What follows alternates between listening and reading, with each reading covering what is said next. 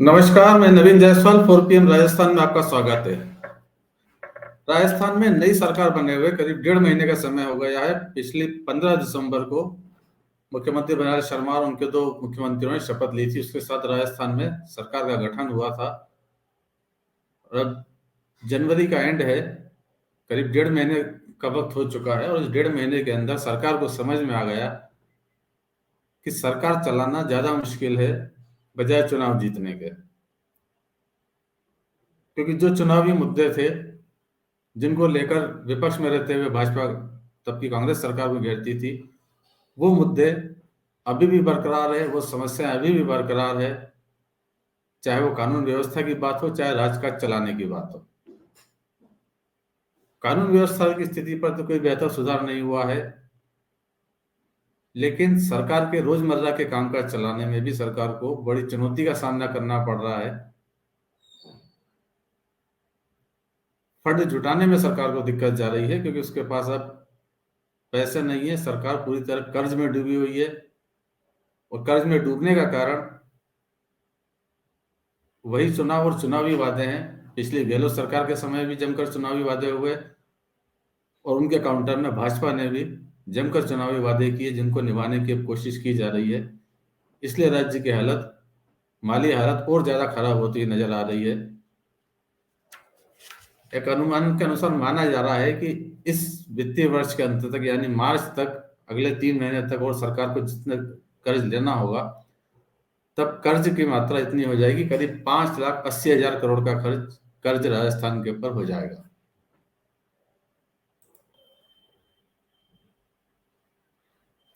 और ये कर्ज कोई एक दिन में नहीं बढ़ा है, लगातार साल दर साल राजस्थान पर कर्ज बढ़ता जा रहा है। पिछले चुनाव से पहले जो अंतिम वित्तीय वर्ष था 2022-23 का, वित्त विभाग के आंकड़े बताते हैं कि उसके अंदर गहलोत सरकार ने अपने अंतिम वर्ष में उससे एक साल पहले के मुकाबले करीब 61% ज्यादा कर्ज लिया है।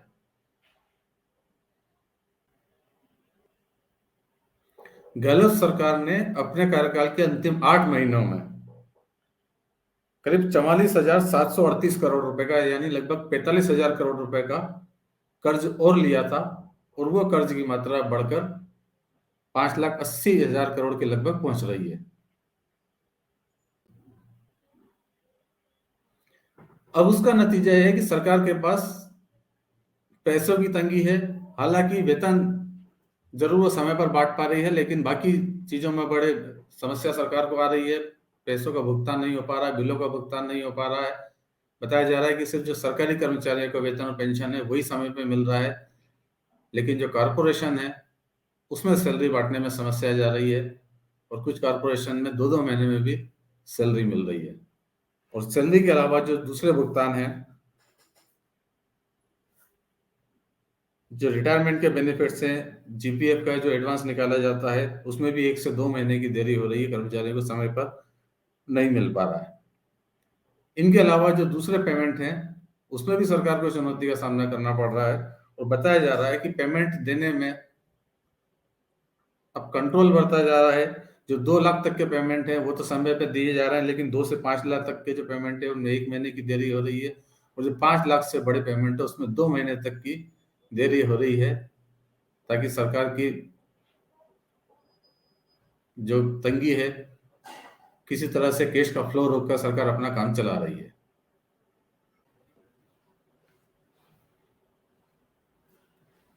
चुनावी साल था तो पिछले गहलोत सरकार ने भी जमकर योजनाओं पर खर्च किया, बांटने की योजनाओं पर खर्च किया। बल्कि पिछले गहलोत सरकार ने जो पूरा चुनाव लड़ा था वो अपनी इन्हीं तरह की योजनाओं के आधार पर लड़ा था। जनहित की योजनाओं का नाम दिया गया था जिसके आधार पर चुनाव लड़ा था और उसके अंदर बेताशा पैसा खर्च हुए थे। उनको काउंटर करने के लिए बीजेपी ने भी बड़े चुनावी वादे किए थे।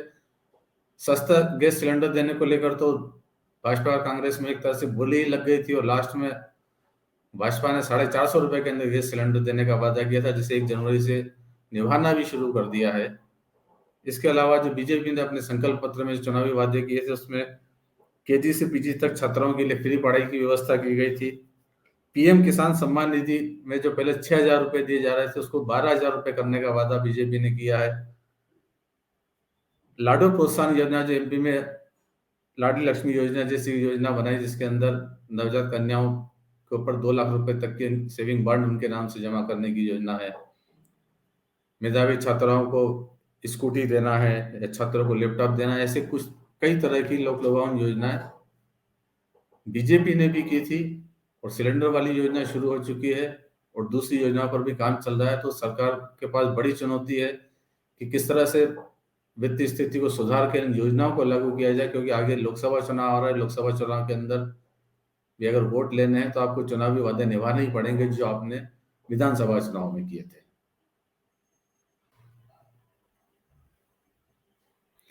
और यही कारण है कि अब सरकार खर्च को कैसे कम किया जाए, इसकी भी कोशिश कर रही है। और अब एक नया आदेश सरकार ने निकाला है कि सचिवालय के अंदर जो मीटिंग होती है, सचिवालय में 3 जगह पर मीटिंग होती है। समिति कक्ष प्रथम है, समिति कक्ष द्वितीय है, और कॉन्फ्रेंस हॉल, 3 जगह पर मीटिंग होती है। तो इन मीटिंग में सभी विभागों के अलग अलग मीटिंग होती है वहां पर, और उसके लिए आदेश निकाले गए हैं कि इन मीटिंग में अब समोसे कचौरी नहीं आएंगे, मिठाई या चिप्स नहीं आएंगे। उनकी जगह पर भुने हुए चने, भुनी हुई मूंगफली, मखाने और मल्टीग्रेन डाइजेस्टिव बिस्किट, इनका इस्तेमाल किया जाए, ये आदेश निकाले गए हैं। और साथ में जो पहले पानी की बोतलें आती थी प्लास्टिक की, वो बोतलें नहीं आएंगी, और उनकी जगह पर कांच के गिलास में कांच की बोतल से पानी पिलाया जाएगा। फिलहाल ये आदेश सिर्फ सचिवालय के लिए निकला है, लेकिन अब इस योजना है कि इसे सभी जगह लागू किया जाएगा। पूरे प्रदेश के सारे सरकारी दफ्तरों में, सभी जिलों में भी इसको लागू किया जाएगा। निगम मंडलों या बोर्ड जो हैं, उनमें भी आदेश लागू किया जाएगा कि वहां पर अब जो मीटिंग में अल्पाहार मिलता है, उसमें चने मूंगफली खाने होंगे अफसरों को, समोसे कचौरी बंद हो जाएंगे। वित्त विभाग के अनुसार माने तो सरकारी सूत्रों के अनुसार करीब इससे 2 से 3 करोड़ रुपए साल भर का बच सकता है। हालांकि मामूली सी बचत होगी, जिस तरह से सरकार का बड़ा कर्ज है, सरकार का जितना खर्चा है उसको लेकर। लेकिन कहने की कोशिश की जा रही है कि खर्च में कमी की जाए। खर्च में कमी का एक और तरीका भी लगाया जा सकता है कि जो नए मुख्यमंत्री भजनलाल शर्मा, वो अब जो दिल्ली या दूसरी जगह की यात्रा है, तो उसमें विशेष विमान या चार्टर प्लेन का उपयोग नहीं करते हैं। वो रेगुलर फ्लाइट से सफर कर रहे हैं, ताकि सरकार के खर्च में कमी लाई जा सके। इसके अलावा सरकार ने एक और कदम उठाया था। नगरीय विकास विभाग में जो संविदा पर रिटायर्ड कर्मचारी लगे थे, करीब 2000 कर्मचारियों को एक ही आदेश के तहत उनकी नौकरियां खत्म कर दी गई थी, निकाल दिया गया था। और अब माना जा रहा है कि यह पहल दूसरे विभागों में भी पूरे प्रदेश के अंदर की जाएगी।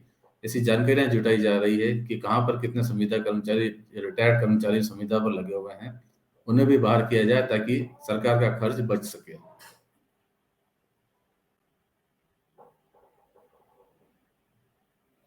क्योंकि अभी तो ये शुरुआत है, अभी 1.5 महीने हुआ है। सरकार को 5 साल राज करना, उससे पहले लोकसभा का चुनाव आ रहा है 3 महीने बाद में।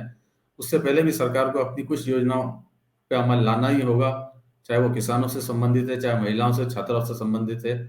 अपने चुनावी वादे पूरे करने होंगे, जिसके लिए फंड जुटाना सरकार के लिए बड़ी चुनौती है। तो फिलहाल इस वीडियो में इतना ही। तो वीडियो के अंत में एक बार फिर आपसे यही कहना है कि 4PM राजस्थान चैनल को सब्सक्राइब जरूर करें, और इस वीडियो के लिंक को जितना ज्यादा हो सके उतना शेयर भी करें। नमस्कार।